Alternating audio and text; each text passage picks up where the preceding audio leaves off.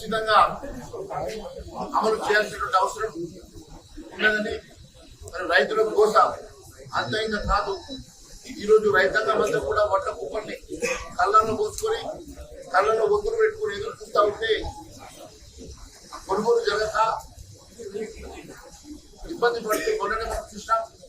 ఒక తాత మనవడు కుప్పల దగ్గర పడుకుంటే కావలిగా ఉంటే మరి పిడుగు పాటికి ఇద్దరు చనిపోయిన సంగతి మనం చూసాం. దున్నిన దగ్గర నుంచి పంట చేతికి వచ్చి అమ్ముకునే వరకు రైతులు పడుతున్నటువంటి కోసేటువంటిదో ప్రతి రైతుకు తెలుసు. మరి కొనుగోలు విషయంలో జరుగుతున్నటువంటి జాప్యం కానీ కొనుగోలులో జరుగుతున్నటువంటి అవకతవకలు కానీ ముఖ్యమంత్రి గారి దృష్టికి తీసుకెళ్తే ఇప్పుడు వెంటనే అధికారులు పిలిపించి ఈ సమస్యను వెంటనే పరిష్కరించాల్సిందిగా అధికారులు ఆదేశాలు ఇవ్వడం జరిగింది.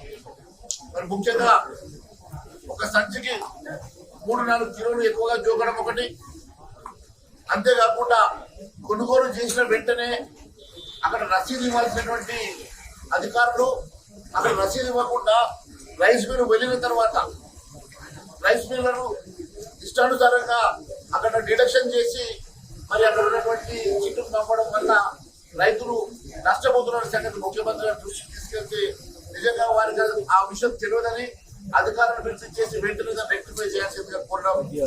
మరి నేను ఇప్పటికైనా రేపటి నుంచి జరిగేటువంటి కొనుగోలులో వెంటనే కొనుగోలు జరిగిన వెంటనే అక్కడనే రైతుకి రిసీట్ ఇవ్వాల్సినటువంటి అవసరం ఉందని చెప్పి చెప్తే మరి ఆదేశాలు అయితే ఇచ్చారు.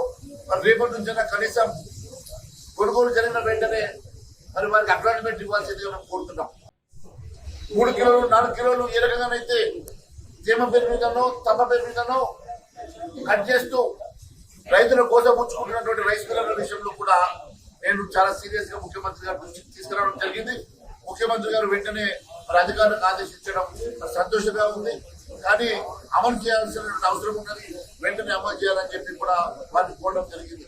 మరి రైతు సమస్యలతో పాటు రైతులు పడుతున్నటువంటి గోసతో పాటు ఇతర అంశాలు కూడా మరి వారి దృష్టికి తీసుకెళ్లడం వారు మరి సానుకూలంగానైతే స్పందించారు.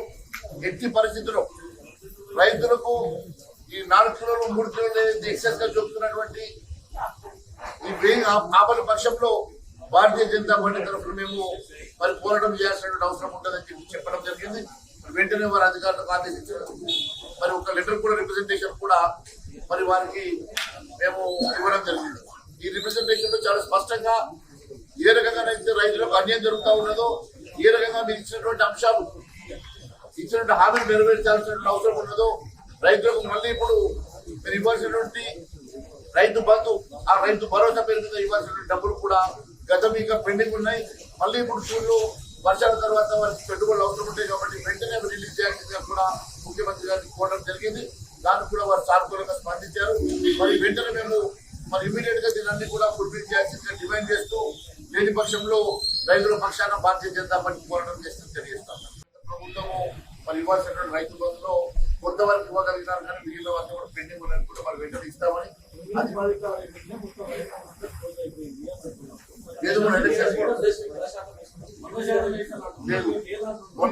మొన్న ముఖ్యమంత్రి గారే వేస్తున్న సందర్భంగా ఎలక్షన్ కూడా ఆపింది. నేను కేవలము కొంతవరకు వేయగలిగినాము, మిగిలినవంతా కూడా పెండింగ్ లేకుండా వెంటనే ఎలక్షన్ కూడా ఇస్తామని చెప్పారు కదా. దాంతో పాటు ఇప్పుడు కొత్తగా వేయాల్సిన రైతు భరోసా, ఇప్పుడు ప్రభుత్వం వేయాల్సిన రైతు భరోసా కూడా గతంలో 5 ఎకరాలకు 10 ఎకరాలకు రిస్ట్రిక్ట్ చేయకుండా మీరు ఇస్తామన్నటువంటి రైతు భరోసాని పూర్తిగా గత ప్రభుత్వం ఇచ్చినట్టుగా అందరికీ వర్తింపజేసే విధంగా మీరు మేనిఫెస్టో పెట్టిన విధంగా 15,000 కాడికి కూడా రైతు భరోసాను వేయాల్సిందిగా మేము డిమాండ్ చేశాము. ఖచ్చితంగా మరి వెంటనే వేయడం వల్లనే రైతులకు లబ్ధి జరుగుతుంది, పెట్టుబడి సాయం కింద వస్తుంది. ఎందుకంటే ఒకవైపు మనము ఇస్తామని చెప్పినటువంటి మాఫీ చేస్తామన్నటువంటి రుణమాఫీ చేయక బ్యాంకుల్లో లోన్ ఇవ్వడం లేదు కాబట్టి వారికి పెట్టుబడి సాయం ఇబ్బందిగా ఉన్నది కాబట్టి అట్లీస్ట్ ఈ డబ్బన్నా మీరు వెంటనే వేస్తే పెట్టుబడి సాయం కింద పనికొస్తుందని చెప్పి వారికి చెప్పలేదు. మేము అదే విషయం చెప్పాము. మేనిఫెస్టోలో మీరు సన్నవట్లు దొడ్డు వడ్లు చెప్పలేదు. ప్రతి క్వింటాల్కి మీరు 500 రూపాయలు బోనస్ ఇస్తామన్నారు. మరి ఇప్పుడేమో లీక్ ఇచ్చారు, సన్నవడ్లు అని చెప్పి లీక్ ఇచ్చారు. అది మంచిది కాదు. ఖచ్చితంగా దీంట్లో కూడా రిప్రజెంటేషన్ కూడా మెన్షన్ చేశాం. మీరు వడ్లకు 500 రూపాయలు బోనస్ ఇస్తామన్న మాదిరిగానే 500 రూపాయలు వడ్లకు బోనస్ ఇవ్వాల్సిందిగా కూడా డిమాండ్ చేశాం. అది రిప్రజెంటేషన్ కూడా రాయడం జరిగింది. వారు చాలా సార్లు ఆగస్ట్ 15th అని చెప్పారు కదా, ఆగస్ట్ 15th వెయిట్ చేయాలి కదా.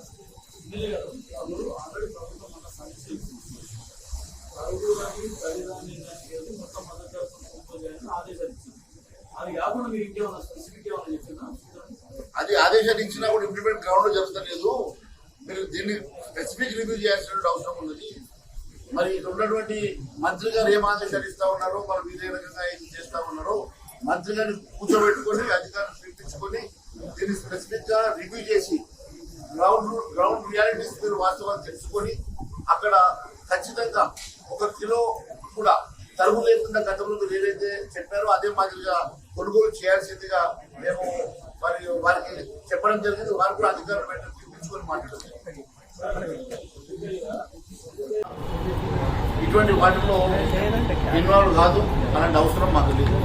ఈ రాష్ట్రంలో ఈ దేశంలో అత్యధిక రాష్ట్రాల్లో ముఖ్యమంత్రులు ఉన్నటువంటి 10 సంవత్సరాలు మచ్చలేక కుంభకోణాల తావు లేకుండా 10 సంవత్సరాలు ఈ దేశాన్ని ఎదుర్కొన్నటువంటి భారతీయ జనతా పార్టీ రాబోయే 3వసారి మళ్ళీ మోడీ గారి ప్రధానమంత్రి అయినటువంటి సందర్భంగా ఎప్పుడైనా గుర్తుపెట్టుకోండి, ఏ రాష్ట్రంలో కూడా భారతీయ జనతా పార్టీ అన్డెమోక్రటికల్ గా ఆలోచన చేయదు. మీరు కొట్టాడుకుని మీరు ఊసిపోతే నేనేం చేయాలా?